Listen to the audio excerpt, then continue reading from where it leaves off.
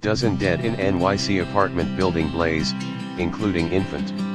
New York City's deadliest residential fire in decades spread through every floor of a Bronx apartment building within a matter of minutes, city officials said, killing 12 people and sending other residents scrambling outside into the cold and down fire escapes to safety. The dead included 4 children, police said, a year-old girl, a 2-year-old girl, a 7-year-old girl and a boy. New York City Mayor Bill de Blasio said during a briefing late Thursday that 4 more people were fighting for their lives. In the middle of the holiday season's a time when families are together tonight here in the Bronx, there are families that have been torn apart, de Blasio said, CBS New York reports. This is the worst fire tragedy we have seen in the city in at least a quarter century, de Blasio said. Based on the information we have now, this will rank as one of the worst losses of life to a fire in many years. Fire Commissioner Daniel Nigro called the fire historic in its magnitude, because of the number of lives lost. Excluding the September 11 attacks, it was the worst fire in the city since 87 people were killed at a social club fire in the Bronx in 1990. Our hearts go out to every person who lost a loved one here and everyone who is fighting for their lives, Nigro said.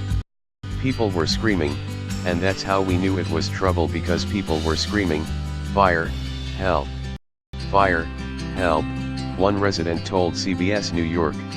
The blaze broke out on the first floor of a 5-story building just before 7 p.m. and quickly tore through the roughly century-old structure near the Bronx Zoo. Some tenants of the building, a mix of native New Yorkers and Latino and African immigrants, climbed down fire escapes. But the flames moved so fast that many never made it out of their apartments. The cause of the fire remained under investigation. About 170 firefighters worked in bone-chilling cold, just 15 degrees, to rescue about a dozen people from the building.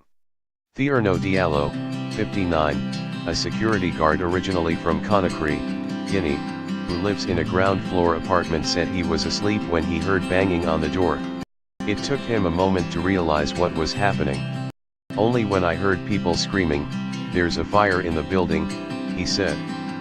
I heard somebody, "Oh! Fire! Fire! Fire!" He ran outside in his bathrobe, jacket, and sandals. Kenneth Kodua, 37, said he left his apartment to get food, leaving his roommate behind, and came back to find people fleeing in a panic. Hours later, he was still trying to find out whether his roommate had escaped. I tried calling her. I tried calling. No answer, he said, still clutching his bag of uneaten food. His phone was dead. Many questions remained in the immediate aftermath of the blaze, including how the fire spread so quickly in a brick building built after catastrophic fires at the turn of the 20th century ushered in an era of tougher enforcement of fire codes. The building had more than 20 units. It was not new enough that it was required to have modern-day fireproofing, like sprinkler systems and interior steel construction.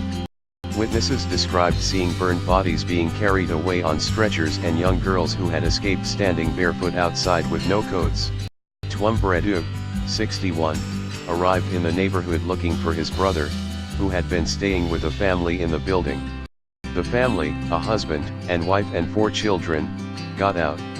But there was no word about his brother. I've been calling his phone, it's ringing, but nobody picks up, Boy.New said. He was in his room, and we don't know what happened.